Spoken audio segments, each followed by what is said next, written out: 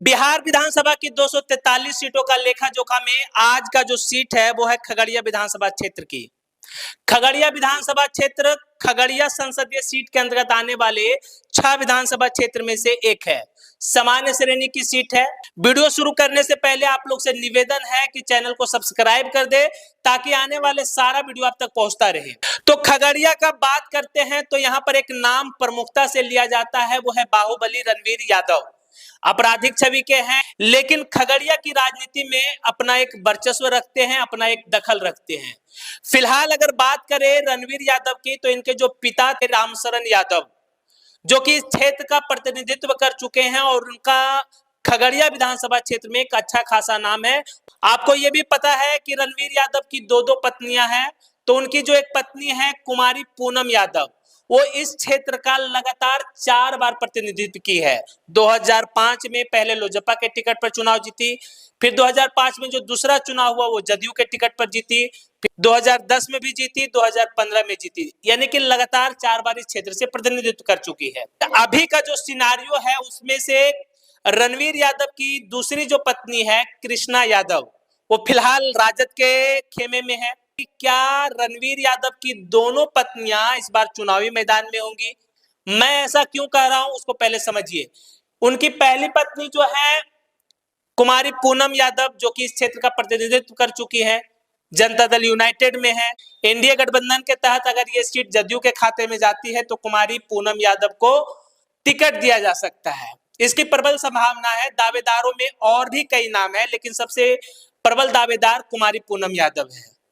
तो दूसरी पत्नी जो कृष्णा यादव है, जिनकी नजदीकियां जो राजद के साथ है, तो महागठबंधन में फिलहाल इस सीट पर जो विधायक हैं वो है छत्रपति यादव।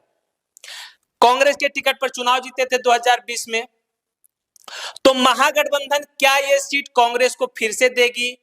क्योंकि महागठबंधन में इस बार मुकेश सहनी अगर रहते हैं तो उनका भी दावा इस सीट पर बनता है। हालांकि उनका दावा बेलदौर की सीट पर भी बनता है, तो दोनों में से कोई एक सीट ऐसा माना जा रहा है कि मुकेश सहनी के खाते में जाएगी।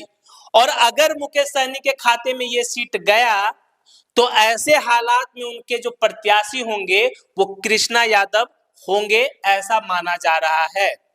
तो एक तरह से देखा जाए कि महागठबंधन हो या एनडीए गठबंधन, दोनों गठबंधन के तरफ से रणवीर यादव की पत्नी ही चुनाव लड़ेगी। मतलब दोनों आपस में सगी बहनें भी हैं, तो क्या इस चुनाव में दोनों बहनें आमने सामने होंगी? ये देखने वाली बात होगी और दिलचस्प बात होगी। वहीं बात करें नई पार्टी जनसुराज की तो उनके उम्मीदवार कौन होंगे वो अभी तय नहीं है। अगर बात करें खगड़िया विधानसभा क्षेत्र के जातिगत समीकरण की तो यहाँ पर जो मतदाता है वो करीब करीब 2,80,000 के आसपास है, जिसमें कि पिछड़ा और अति पिछड़ा। आपको ये बता दें कि पिछड़ी जातियों में से यादव जाति को अगर अलग कर दे, बाकी जो पिछड़ी जातियां हैं वो और अति पिछड़ी जातियों को मिलाकर करीब करीब 90,000 के आसपास उनका कुल मतदाता है। वहीं बात करें यादव और मुस्लिम को एक साथ मिला दे तो 80,000 के आसपास यादव और मुस्लिम मतदाता है। सवर्ण और वैश्य की बात करें तो उनकी संख्या 60,000 के आसपास है। यहाँ पर आपको ये भी बता दें कि वैश्य जाति में कई अति पिछड़ी जातियां भी है जिनको परंपरागत रूप से बीजेपी का कोर वोटर माना जाता है। वहीं बात करें अनुसूचित जाति की तो उनकी संख्या लगभग 40,000 के आसपास है। अगर चुनावी इतिहास की बात करें तो 1952 में खगड़िया विधानसभा क्षेत्र अस्तित्व में आया। उस समय द्वारिका प्रसाद, उसके बाद केदार नारायण सिंह आजाद, फिर राम बहादुर आजाद। 1972, 77 और 80 तीन चुनाव में रामशरण यादव यहाँ से विधायक बने। उसके बाद सत्यदेव सिंह 90 में रणवीर यादव निर्दलीय लड़े, चंद्रमुखी देवी भारतीय जनता पार्टी के टिकट पर, फिर योगेंद्र सिंह कम्युनिस्ट पार्टी के टिकट पर 2005, 5, 10 और 15 ये 4 चुनाव पूनम देवी यादव लड़ी जदयू के टिकट पर और लोजपा के टिकट पर। वहीं बात करें 2020 में छत्रपति यादव कांग्रेस के टिकट पर यहाँ से चुनाव जीते महागठबंधन की ओर से। अगर पिछले चुनाव पर नजर डाले तो 2020 में छत्रपति यादव को 46,980 वोट मिला।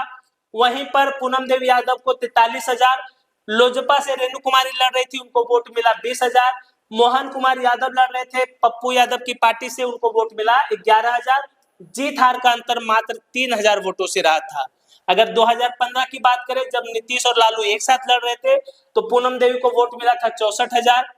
राजेश कुमार उर्फ रोहित कुमार हम से लड़ रहे थे, उनको 39,000। मोहन कुमार यादव उस समय जेपीएल के टिकट पर लड़ रहे थे, उनको वोट आया था 12,791।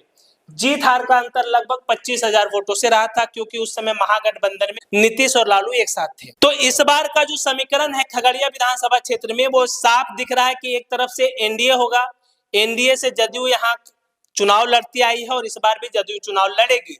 लेकिन महागठबंधन से राजद यहाँ चुनाव कभी नहीं लड़ती है, तो इस बार भी राजद अपने सहयोगी को यह सीट देगी। लेकिन इस बार सहयोगियों में भी कंपटीशन है, एक तरफ है कांग्रेस जिनका कि यहाँ पे मौजूदा विधायक है, वहीं दूसरी तरफ मुकेश सहनी जिनका कि दावा खगड़िया के कई सीटों पर है। तो देखना दिलचस्प होगा कि कौन सी सीट मुकेश सहनी को दिया जाता है। जीत हार का अंतर यहाँ बहुत कम रहने वाला है इस बार भी। बाकी आपको क्या लगता है, अपनी प्रतिक्रिया कमेंट बॉक्स में जरूर दें।